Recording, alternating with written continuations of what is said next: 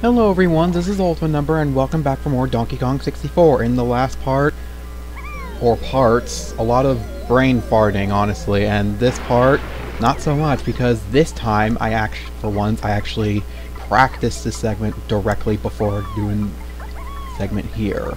Now, I'm sorry about the scheduling of videos lately, but some personal events has been happening. Quite some saddening ones at that. Basically, all I'm gonna say is someone really pissed me off and ruined everything, basically. But I will not go into much more details into that. I would like to say, though, that during that time, the amount of progress I've been making has been quite substantial up to my standards, substantial to anyone else, but it's rather big to my standards, because I've made quite a bit of progress with the Tiny Chow Garden sprite sheets for once, and I've made quite a bit of progress also on the text-only Chow guide that I have here. Now this text-only Chow guide, I would like to talk about it.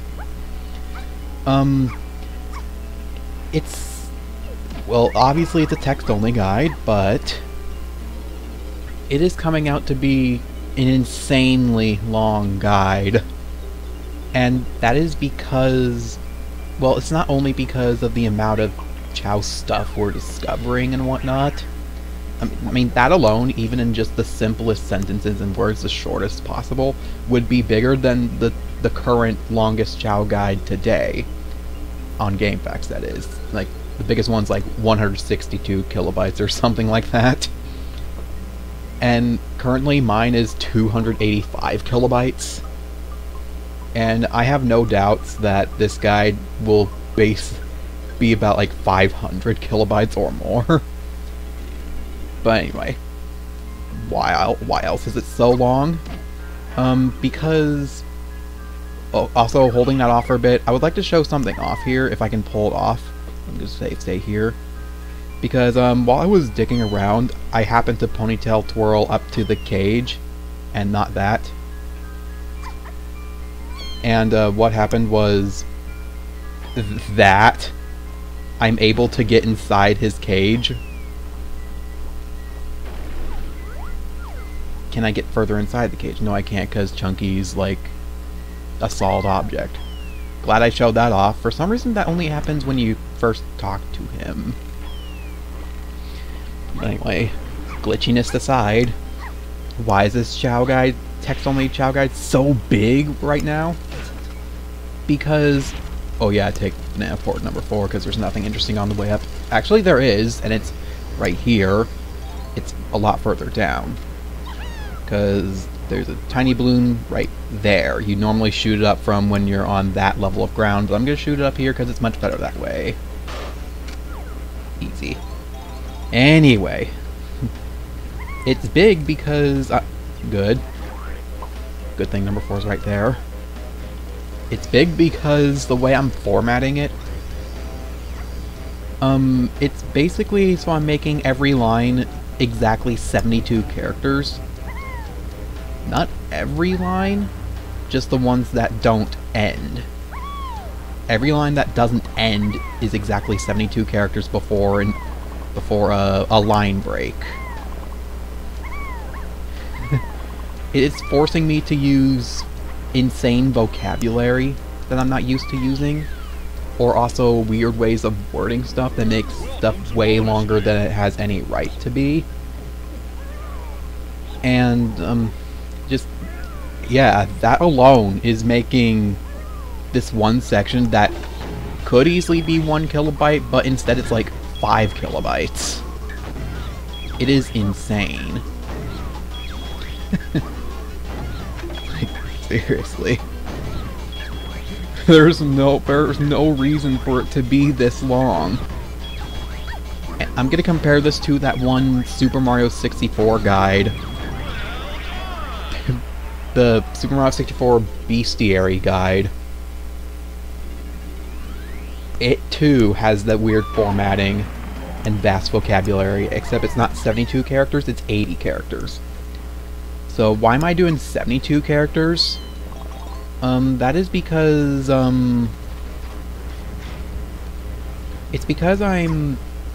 You know how in WordPad there's like a ruler?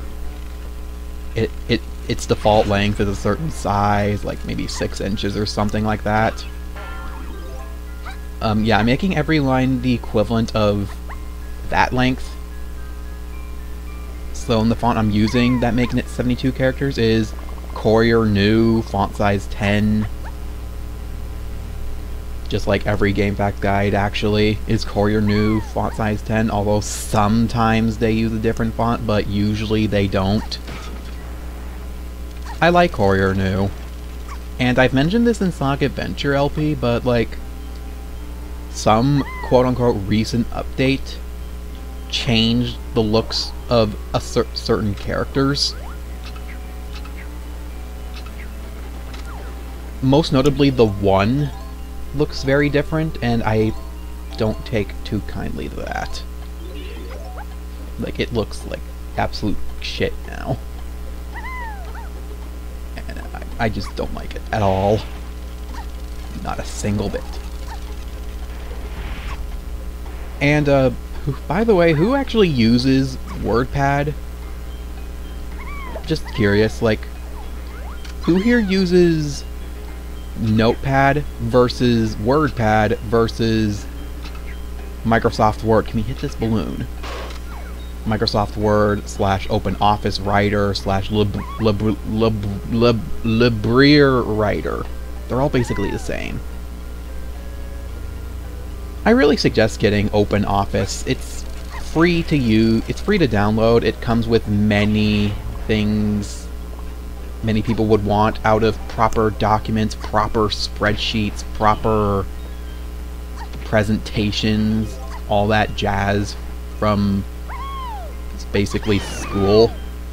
How did I throw an orange? I wasn't even pressing C right. Well, maybe I was.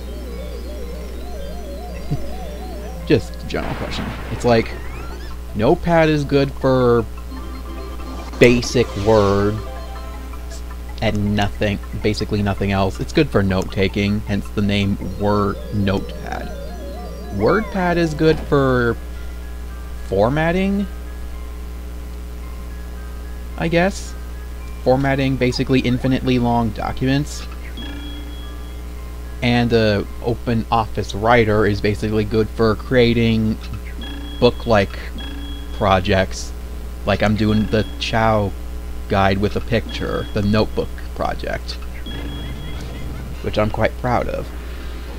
I would love to see projects like this come to life, like using Open Office anything to their full extent, so I can be all like, oh my goodness, you made this using Open Office insert thing here? That'd be really, really awesome.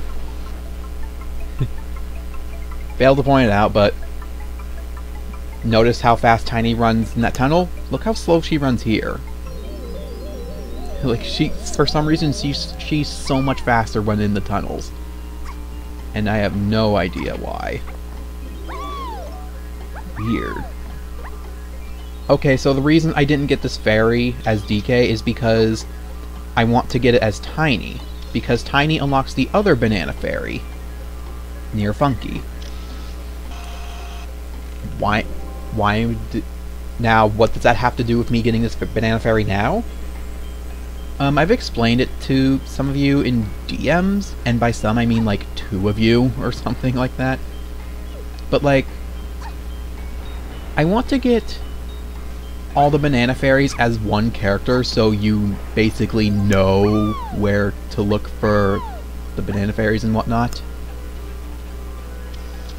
Same goes for... That was green. There was no frame where that was red. There was absolutely no frame that was red. Also, I should be pressing F4 to fix the popping. But that was bull. But anyway, yeah, I want to get both banana fairies in a level as of 1 Kong only. I'm timing this, damn it. There we go. Nothing else in there, so I'm good to go. And while I'm at it, might as well show this off. You can get onto the block tower as Tiny, but you can't do it with a normal ponytail twirl. It has to... So let me explain something. You know how she does that? She gets a little bit of height before she lands? You can jump out of that, and she actually goes really high. So doing ponytail twirl right after that gives you very optimum height and distance. It's really good. It's a really good speedrunning trick to ensure that one never falls off. And with that trick, you can actually get up here. There's no point to it though. But as you can see here, Tiny jumps noticeably much lower than Diddy Kong ever can. And can't get down apparently. Please. She sure can't jump as high. I bet if Chunky Kong can somehow get up here, then he'd jump. He can't even make those jumps. Except not really, because Chunky's actually one of the best jumpers. Not in terms of height, but in terms of distance. No, Tiny Kong will be the best distant jumper. That she will be.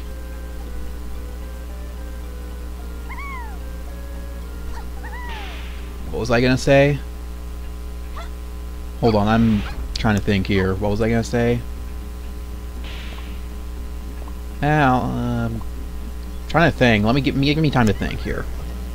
Sorry about that. Apparently, I took a good time to take a break because the door was closed and someone opened it to bother me. Well, not to bother me, but they just opened it and just didn't close it. It wasn't even a direct door. Like, I left the door open, but the door behind it was closed, so no one was gonna bother me. Also, why did I do that? But anyway, let me explain my thinking process. I thought I talked about something after explaining the document thing stuff, but I actually took the time to listen to my recording, and I actually didn't, other than explaining Tiny's mechanics. Speaking of mechanics, this race right here, I was planning on trying to get every coin in this. There's like 25 coins. If there's not 25 coins, then I'll put in post how many or something. I'll do my best to count. And speaking of post, apparently I failed to mention if the fairy option unlocks or not when you have a fairy at all. Don't worry, next time I'm on the main menu, I'll update it, I guess. Well, there goes on my all coins run. It's near the end of the episode anyway, so you know what? Screw it. Next time I'm on the major tell screen, I'll be sure to update it.